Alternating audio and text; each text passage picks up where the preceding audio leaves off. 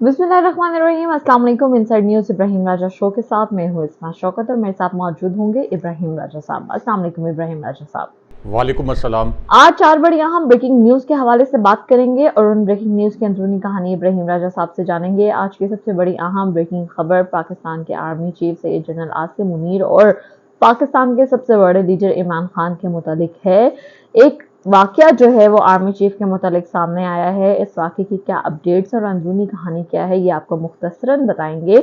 आज की दूसरी बड़ी अहम breaking news DGISI Imran Khan और 2 आला जनरल्स के मुतालिक है। इस हवाले से पाकिस्तान के सबसे बड़े न्यूज चैनल ने क्या खबर नशर की है ये अहम तरीन खबर आपके साथ शेयर करेंगे और साथ ही साथ फैजाबाद धरने की क्या ताज़ा तरीन अपडेट्स आ रहे हैं ये भी आगे चल के आपको बताएंगे। आज की तीसरी बड़ी अहम ब्रेकिंग न्यूज इस्लामाबाद में 2 बहुत बड़े इस्तीफों की गूंज है। ये इस्तीफे किसके हैं, सारी सूरत हाल में GHQ के अहम नुमाइंदे और इमरान खान के मुतालिक क्या अहम खबर आ रही है इस पर भी बात करेंगे। आज की चौथी बड़ी अहम ब्रेकिंग न्यूज मरियम नवाज की वजारत आला अमली तौर पर कैसे खत्म हो गई है। इस पूरी सूरत हाल में मरियम नवाज से जुड़ी एक शर्मनाक वीडियो भी वायरल हुई है। इस वीडियो में किस किस्म के मनाजिर हैं ये आपके साथ शेयर करेंगे। पहली खबर पे जाने से पहले आपसे रिक्वेस्ट करेंगे हमारे चैनल को सब्सक्राइब कीजिएगा, वीडियो को लाइक कीजिएगा और कमेंट भी कीजिएगा और कमेंट सेक्शन में आप हमें अपने नाम के साथ मेंशन कीजिएगा कि आपने किस शहर से हमारे चैनल को सब्सक्राइब किया है और साथ ही साथ अपना नाम भी मेंशन कीजिएगा।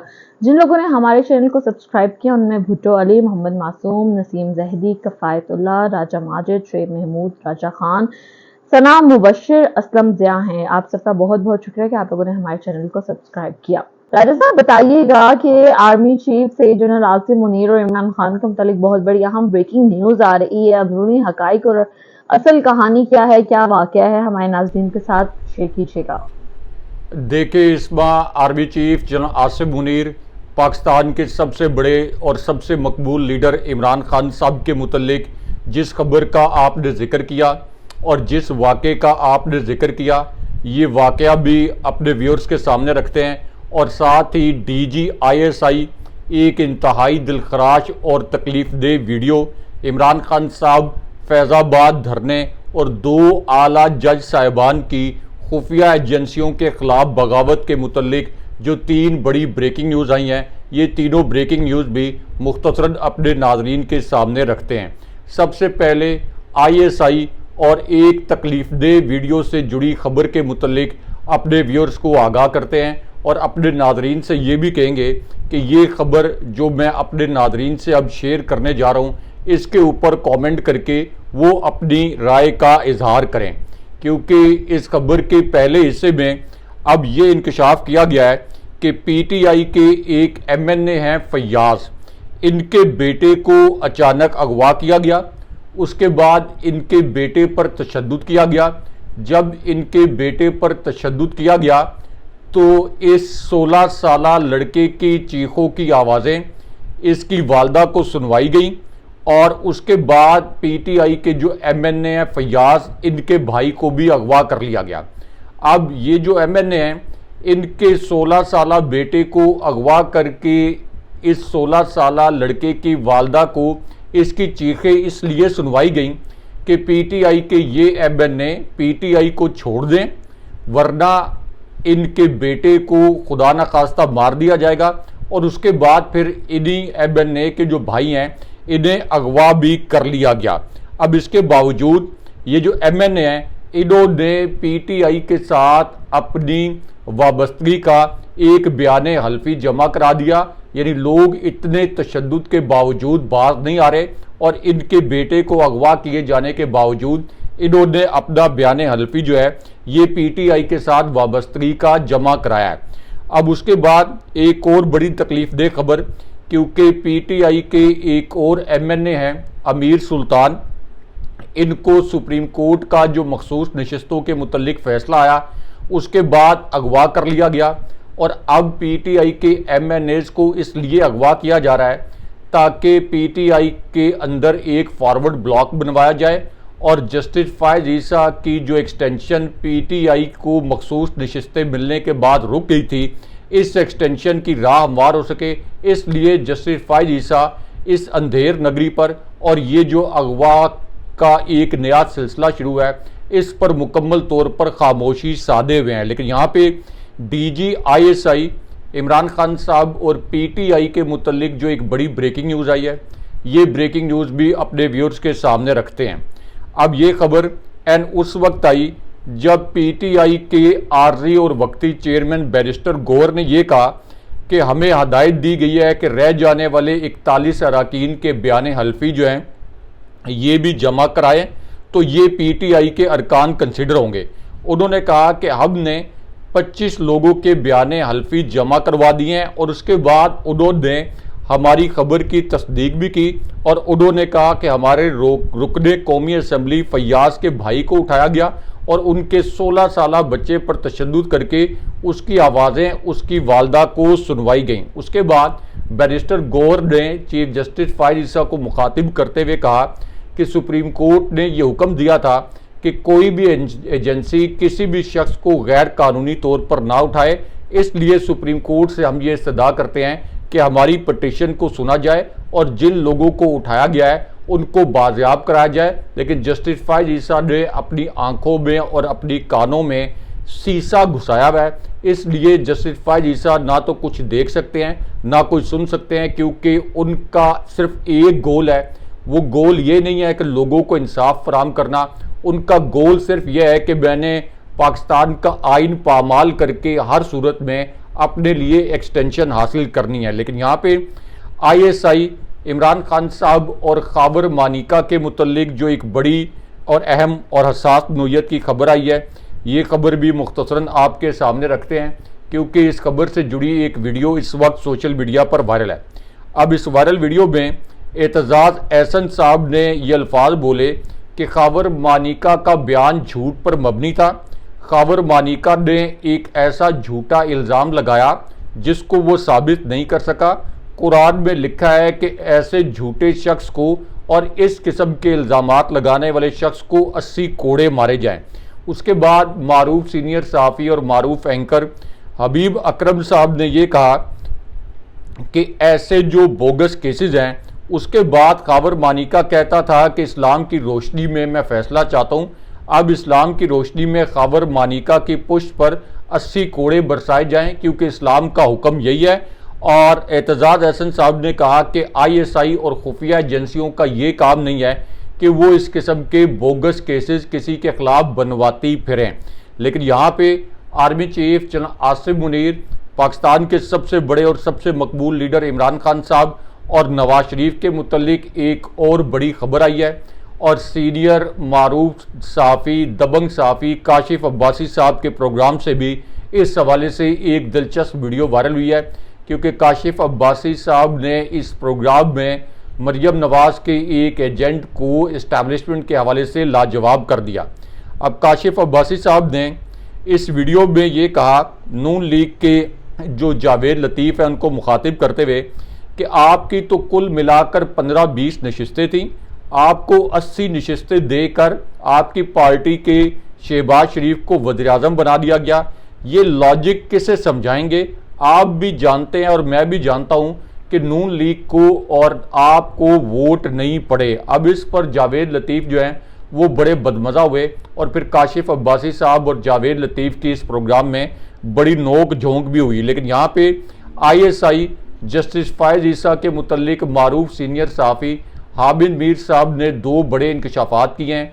इन इंकशाफात का ताल्लुक बराह रास्त army chief general Asim Munir और इमरान खान साहब से भी है। ये दोनों इंकशाफात मुख्तसरन आपके सामने रखते हैं। अब हामिद मीर साहब ने अपने इंकशाफ के पहले हिस्से में कहा और एक वाक़या सुनाया, उसमें उन्होंने कहा कि जस्टिस फायज ईसा 3 साल पहले सुप्रीम कोर्ट में खड़े होकर ये कह रहे थे कि मिलॉर्ड मेरा टेलीफोन टैप होता है, और उसके बाद लतीफ़ खोसा ने कहा कि आज टेलीफोन टैपिंग का मामला अगर जस्टिस फायज ईसा के पास चला जाए तो वो इसे भी जायज़ करार दे देंगे। लेकिन उसके बाद हामिद मीर साहब ने army chief general Asim Munir और इमरान खान साहब के मुतल्लिक सबसे बड़ा और सबसे अहम नोयत का इंकशाफ किया। ये एक खबर पाकिस्तान का पूरा सियासी मंजरनामा मुकम्मल तौर पर बदल कर रख सकती है। हामिद मीर साहब के ये 2 इंकशाफात मुख्तसरन आपके सामने रखते हैं। अब ये इंकशाफ एन उस वक्त किया गया जब पाकिस्तान के एक बड़े अंग्रेज़ी अखबार में army chief general Asim Munir और इमरान खान साहब के मुतल्लिक एक इंतहाई हसास नोयत की स्टोरी शाया की गई। इस स्टोरी के पहले हिस्से में, यानी इस खबर के पहले हिस्से में इमरान खान साहब का रेफरेंस दिया गया और इसी खबर में फिर army chief general Asim Munir का हवाला भी दिया गया। उसके बाद इस खबर के पहले हिस्से में ये कहा गया कि अगर इमरान खान साहब army chief general Asim Munir के मुतल्लिक बयानात माइल्ड कर लें, यानी अगर वो जंगल के बादशाह जैसे अल्फाज इस्तेमाल ना करें, अगर वो फ़र्द वाहिद की लाकानूनियत जैसे अल्फाज इस्तेमाल ना करें, और जब अडियाला जेल में उनकी मीडिया के नुमाइंदों से बातचीत होती है, इस दौरान अगर वो army chief general Asim Munir और मौजूदा फ़ौजी क़यादत से जुड़ी शख्सियात पर तनकीद ना करें, तो इस पूरी सूरत में इमरान खान साहब और आर्मी चीफ और इमरान खान साहब और इस्टेब्लिशमेंट जो हैं, ये इतनी जल्दी एक पेज पर आ जाएंगे कि नून लीग और पीपल्स पार्टी की सियासत मुकम्मल तौर पर ख़त्म हो सकती है। उसके बाद इस खबर का दूसरा हिस्सा बहुत अहम और हसास नोयत का था, और ये खबर असल में इस्टेब्लिशमेंट या फ़ौजी क़यादत के एक पैगाम के तौर पर शाया की गई, और ये पैगाम जो है असल में इमरान खान साहब को पहुँचाया गया। इसी खबर के दूसरे हिस्से में ये कहा गया कि अगर पीटीआई का सोशल मीडिया, जिसकी बहुत ज़्यादा ताकत है, ये भी इस खबर में मेंशन किया गया, और ये कहा गया कि अगर पीटीआई का सोशल मीडिया भी army chief general Asim Munir और मौजूदा फ़ौजी क़यादत के मुतल्लिक अपने जो बयानात हैं और जिस किस्म के इंकशाफात या इल्ज़ामात उसके अंदर मेंशन किए जाते हैं, अगर सोशल मीडिया भी अपना स्टैंस माइल्ड कर ले, तो इस सूरत में भी फ़ौजी क़यादत और इमरान खान साहब बहुत तेज़ी से एक पेज पर आएंगे और नून लीग की हुकूमत इसके नतीजे में ख़त्म भी हो सकती है। अब ये जो अंग्रेज़ी अखबार ने एक बड़ी हसास नोयत की स्टोरी लगाई, इसमें इमरान खान साहब को असल में सुलह सफाई का पैगाम दिया गया, लेकिन इसी पूरी सूरत में अब सीनियर और मारूफ सहाफ़ी हामिद मीर साहब ने दो बड़े इंकशाफात किए हैं। एक तो हामिद मीर साहब ने यह कहा कि उनके पास ये इत्तला है कि इस्टेब्लिशमेंट के कुछ लोगों ने इमरान खान साहब से रब्ता किया, इमरान खान साहब को एक डील ऑफ़र की गई, इमरान खान साहब को एक पैगाम पहुंचाया गया और इमरान खान साहब को कुछ शराइत पेश की गई, लेकिन इमरान खान साहब ने 3 मरतबा ये जो डील है इसको मुस्तरद कर दिया। ये हामिद मीर साहब ने इंकशाफ किया है। लेकिन उसके बाद हामिद मीर साहब ने आर्मी चीफ और इमरान खान साहब के मुतल्लिक एक और तहलका खेज इंकशाफ भी किया। अब ये इंकशाफ एक ऐसी सिचुएशन में किया गया जब अमरीकी कांग्रेस ने पाकिस्तान में 8 फरवरी 2024 के इलेक्शन को एक फ्रॉड इलेक्शन करार दिया और ये कहा कि इस इलेक्शन की गैर जानिबदाराना तहकीकात होनी चाहिए। और फिर अक़वाम मुत्तहिदा का जो वर्किंग ग्रुप है, इसने अपनी रिपोर्ट में कहा कि इमरान खान साहब को किसी कानूनी केस की वजह से जेल में नहीं रखा गया, बल्कि इमरान खान साहब को मनमानी के फैसलों के तहत जेल में रखा गया है। और अक़वाम मुत्तहिदा के वर्किंग ग्रुप ने अपनी रिपोर्ट में ये भी कहा कि पीटीआई को बदतरीन जबर का निशाना बनाया गया है। अब इस पूरी सूरत में हामिद मीर साहब ने यह इंकशाफ किया कि अमरीकी कांग्रेस में जो करारदाद आई थी, जिसको 367 अरकान ने अप्रूव किया और इसके अगेंस्ट सिर्फ 7 वोट आए थे, तो मीर साहब ने अब ये बताया कि उनकी मुलाकात हुई है यूरोपीय यूनियन के एक सफ़ीर से और यूरोपीय यूनियन के सफ़ीर ने उन्हें ये बताया कि यूरोपियन पार्लियामेंट में भी पाकिस्तान में जो 8 फरवरी 2024 का इलेक्शन हुआ है, इसके ऊपर एक करारदाद आ रही है। यानी पाकिस्तान के फ्रॉड इलेक्शन पर अब यूरोपीय पार्लियामेंट के अंदर भी एक करारदाद आ रही है और पाकिस्तान की इस नाकाम और फ्रॉड रियासत के मुंह पर मजीद कालक मली जाएगी। लेकिन यहाँ पे army chief general Asim Munir और पीटीआई के मुतल्लिक अलग से एक और बड़ी और अहम खबर आई है। ये खबर भी अपने व्यूअर्स को मुख्तसरन बताते हैं। अब ये जो खबर है, इसके पहले नुक्ते में ये कहा गया कि पाकिस्तान में सरमायाकारी लाने के लिए जो SIFC कायम की गई, जिसकी अमली तौर पर सरबराही army chief general Asim Munir कर रहे हैं, तो इस खबर में ये कहा गया कि 1 साल में मईशत ठीक करने का दावा किया गया था army chief general Asim Munir की जानिब से और ये कहा गया था कि बैरूनी सरमायाकारी लाई जाएगी। लेकिन अब पंजाब में ये इंकशाफ हुआ है कि पंजाब में 100 लार्ज स्केल जो फैक्ट्रियाँ हैं ये बंद हो गई हैं और 1.5 करोड़ से ज़ायद लोग जो हैं ये बेरोज़गार हो गए हैं। लेकिन इस्टेब्लिशमेंट और इनकी जो टाउट सरकार है, इसका सारा फोकस जो है ये इमरान खान साहब के खिलाफ मन घड़त केसेस बनाने पर है। अब पीटीआई ने SIFC और ये जो नया डेटा है इसके मुतल्लिक ये पॉलिसी बयान जारी किया है। लेकिन यहाँ पे ISI और PTI के फॉरवर्ड ब्लॉक के मुतल्लिक भी एक बड़ी और अहम नौयत की ब्रेकिंग न्यूज़ आई है, क्योंकि सुप्रीम कोर्ट के फैसले के बाद जब 78 नशिस्तें PTI को देने का फैसला किया गया, तो उसके बाद PTI के अंदर एक फॉरवर्ड ब्लॉक बनाने के लिए एक नया ऑपरेशन लॉन्च कर दिया गया। अब इस ऑपरेशन के तहत कम से कम 41 अरकान को PTI की जो मेन स्ट्रीम पार्टी है इससे अलग करके एक फॉरवर्ड ब्लॉक बनाया जाना मकसूद था। लेकिन इसके अंदर अब एक ट्विस्ट आया है, और वो ट्विस्ट ये है कि PTI के जो 90% अरकान असम्बली हैं उन्होंने अपने हलफनामे जमा करवा दिए हैं कि वो PTI के साथ हैं। और यहाँ पे चीफ इलेक्शन कमिश्नर के इस्तीफे के मुतल्लिक भी एक बड़ी ब्रेकिंग न्यूज़ आई है, क्योंकि चीफ इलेक्शन कमिश्नर जो पाकिस्तान की सियासी तारीख में इस्तारतन, मैं कह रहा हूँ कि इस्तारतन वो पाकिस्तान के सबसे बदबूदार इंसान साबित हुए हैं, उन्हें उनके फ़ैन क्लब के साफियों ने भी अब जमहूरियत के ख़िलाफ़ एक घटिया तरीन आलाकार करार दिया है। और सुप्रीम कोर्ट ने भी अब उनके मुंह पर कालक मली है कि उन्होंने पाकिस्तान की सबसे बड़ी सियासी जमात PTI को आज़ाद हैसियत में इलेक्शन लड़ने पर एक साजिश के ज़रिए मजबूर किया। अब इस पूरी सूरत हाल में चीफ इलेक्शन कमिश्नर के मुतल्लिक ये अल्फाज बोले गए कि चीफ इलेक्शन कमिश्नर ने PTI के उम्मीदवारों के कागजात नामजदगी गैर आइनी तरीके से मुस्तरद किए।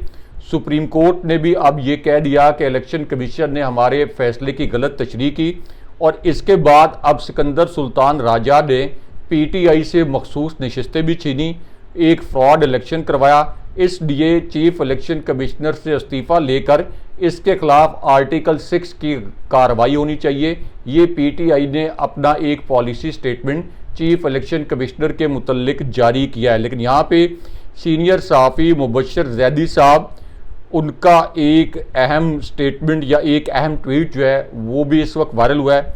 और इस ट्वीट में उन्होंने कहा कि जब इमरान खान साहब पर कातलाना हमला हुआ तो पाकिस्तानी हुकूमत और रियासत ने कुछ नहीं किया बल्कि मुज़िक्का उड़ाया। उन्होंने कहा कि दूसरी जानिब जब साबिक सदर ट्रंप पर अमेरिका में हमला हुआ तो अमेरिकी सीक्रेट सर्विस ने ट्रंप को ना सिर्फ वहाँ से बाहिफाजत निकाला बल्कि हमला आवर को भी मार डाला। लेकिन यहाँ पे ISI, मरियम नवाज और PTI की एक खातून रुकन के मुतल्लिक एक बड़ी तकलीफ दे वीडियो वायरल है। और इस खबर पर भी हम अपने व्यूअर से कहेंगे कि जो खबर मैं उनके साथ शेयर करने जा रहा हूँ इस खबर पर भी शाइस्तगी के साथ कमेंट करें, क्योंकि ये अब एक नई वीडियो वायरल हुई है। और इस वीडियो में ये बताया गया है कि जब सनम जावेद को इस्लामाबाद की अदालत से भी रिहाई मिल गई और उसके बाद उनकी गिरफ्तारी के लिए कोई और बहाना नहीं था, तो पुलिस ने नैब को ये मशवरा दिया कि अब हमारे पास तो कोई और केस नहीं रह गया जिसमें हम सनम जावेद को गिरफ्तार करें, इसलिए नैब अब सनम जावेद की गिरफ्तारी डाल दे। लेकिन नैब ये गिरफ्तारी डालने से इनकारी हो गया, क्योंकि ये केस अगर इस्लामाबाद हाई कोर्ट चला जाता तो फिर बड़ी मुश्किल पैदा हो जाती। और इस दौरान फिर अफसरों की दौड़ें लगी रहीं। ये जो सीनियर सहाफ़ी हैं आमिर अब्बासी, उन्होंने ये इंकशाफ किया। अब इस पूरी सूरत हाल में एक बड़ा लैंडमार्क डिसीजन, एक बहुत अहम फैसला इमरान खान साहब, सनम जावेद और PTI के कारकुनों के हवाले से जो सामने आया है, जिसके दो नुकात पाकिस्तानी मीडिया ने नहीं चलाए, ये दोनों नुकात भी मुख्तसरन आपके सामने रखते हैं। इस फैसले में ये कहा गया कि FIA ने जो रिकॉर्ड पेश किया उसके मुताबिक सनम जावेद के खिलाफ सब इंस्पेक्टर शहरोज़ रियाज की शिकायत पर मुकदमा दर्ज हुआ, लेकिन रिकॉर्ड पर ऐसी कोई चीज़ नहीं है जिससे ये साबित हो सके कि मुतलका इदारों या पाकिस्तान आर्मी ने शहरोज़ रियाज को अपना नुमाइंदा मुकर्रर किया हो। ना तो शहरोज़ रियाज वकूए का मुतासरा है, और जहाँ तक इदारों और पाकिस्तान आर्मी के ख़िलाफ़ बयानिया बनाने का इल्ज़ाम है तो ये एक फजूल इल्ज़ाम है, क्योंकि एक किसी ट्वीट से किसी भी इदारे के मुतल्लिक कोई बयानिया बनाया नहीं जा सकता। और सनम जावेद के मुतल्लिक जिस ट्वीट का इल्ज़ाम लगाया गया उस वक्त तो सनम जावेद खुद भी पुलिस की हिरासत में थी और उनका मोबाइल भी पुलिस की कस्टडी में था, लेकिन उसके बावजूद अब सनम जावेद को दोबारा गिरफ्तार कर लिया गया है। और उसके बाद फिर ये तशवीशनाक इतलात आई कि उनको बलूचिस्तान ले जाने की तैयारियां की जा रही हैं। आप अंदाज़ा कर लें कि इसके ऊपर अब ख्वाजा साद रफ़ीक भी बोल पड़े हैं और उन्होंने कहा कि इनका क्या कसूर है, इनकी बेटियां और इनके जो बच्चे हैं वो इनका इंतज़ार कर रहे होंगे। लेकिन ये रियासत इस कदर शर्मनाक हो चुकी है और PTI ने अब एक ट्रेंड भी चलाया और उसमें यह कहा है कि एक टाउट साफ़ी PTI के अल्फाज के बकौल मुनीफ फारूक जो हैं उन्होंने सनम जावेद की दोबारा गिरफ्तारी के लिए मुहिम चलाई और इस किस्म के बेबुनियाद इल्ज़ामात लगाए कि सनम जावेद ने कोई फ़ौजी इस्टेब्लिशमेंट के ख़िलाफ़ और उनके अहल खाना के मुतल्लिक कोई बात की थी। इसलिए PTI अब एक ट्रेंड चला रही है मुनीफ फारूक के मुतल्लिक कि ये एक टाउट साफ़ी हैं।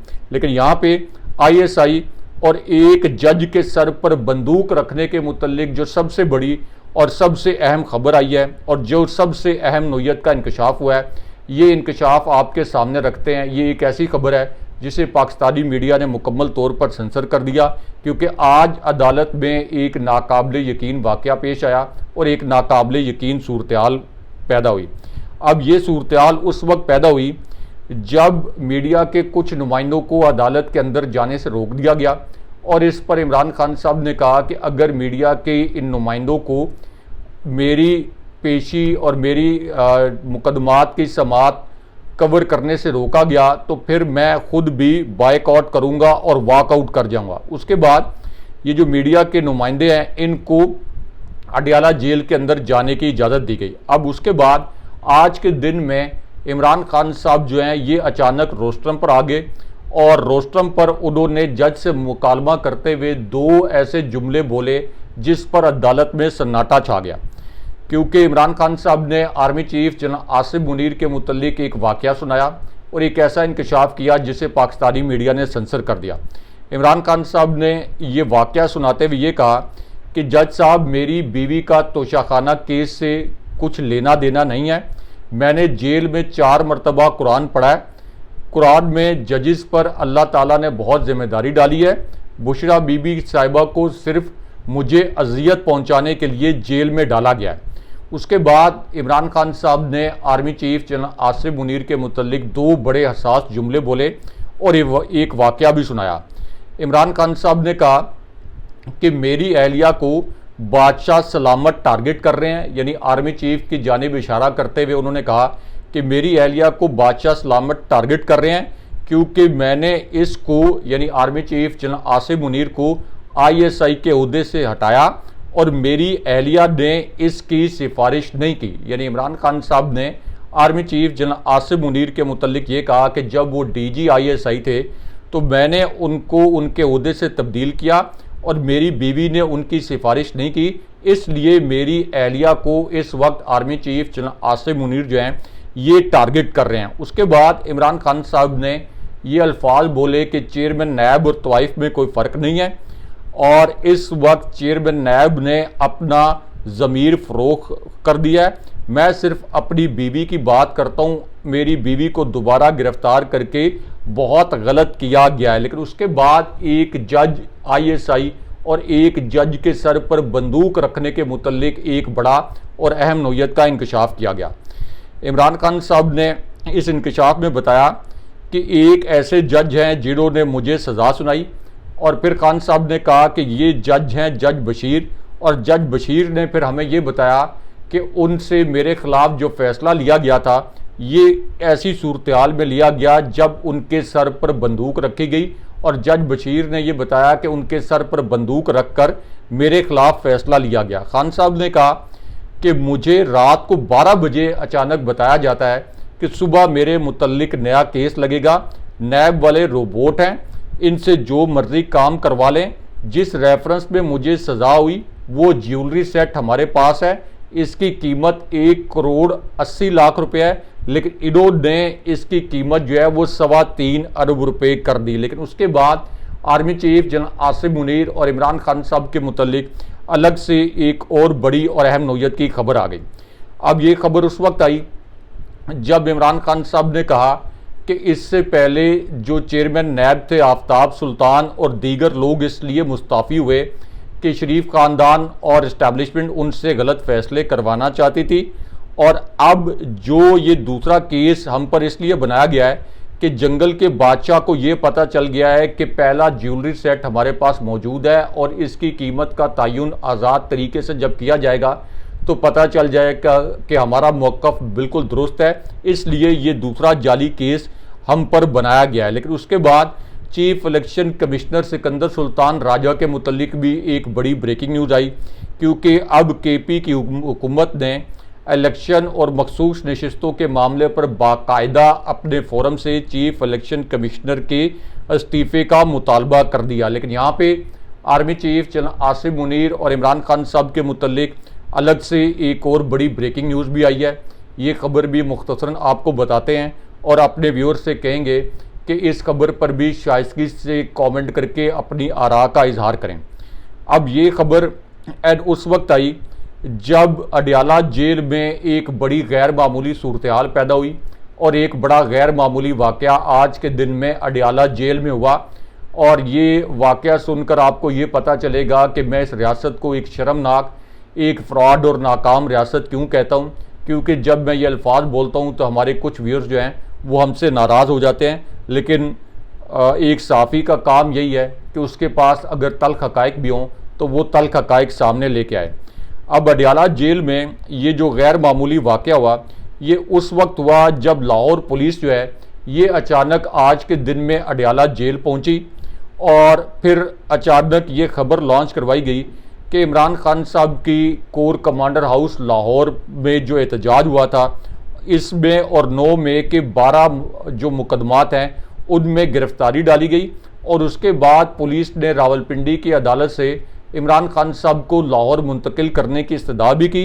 और फिर ये खबर भी लॉन्च करवा दी गई कि जो इन्वेस्टिगेशन पुलिस है इसने अडियाला जेल में जाके इमरान खान साहब से तफ्तीश भी कर ली, यानी एक ही दिन में गिरफ्तारी भी डाली गई, अदालत से इजाज़त भी ली गई और इमरान खान साहब से तफ्तीश मुकम्मल करने का एक नया ढोंग भी रचाया गया। क्योंकि इस नाकाम और फ्रॉड रियासत को पता है कि इमरान खान साहब को ज़्यादा देर तक जेल में रखना नामुमकिन है, इसलिए अब ये घिनौने इक़दाम जो हैं ये किए जा रहे हैं। अब उसके बाद एक बड़ी खबर ये आई कि इमरान खान साहब को वीडियो लिंक के ज़रिए लाहौर की इंसदाद दहशतगर्दी की अदालत में पेश किया जाएगा। और ये खबर लॉन्च करवाई गई कि इमरान खान साहब पर जो 16 मुकदमात दर्ज हैं इनमें से 12 में इमरान खान साहब की जो ज़मानत है ये अभी मंजूर नहीं हुई। लेकिन यहाँ पे इस्टेब्लिशमेंट यानी फ़ौजी क़यादत और इमरान खान साहब के मुतल्लिक मारूफ सीनियर और मोतबर सहाफ़ी हारून रशीद साहब ने भी एक अहम इंकशाफ किया है।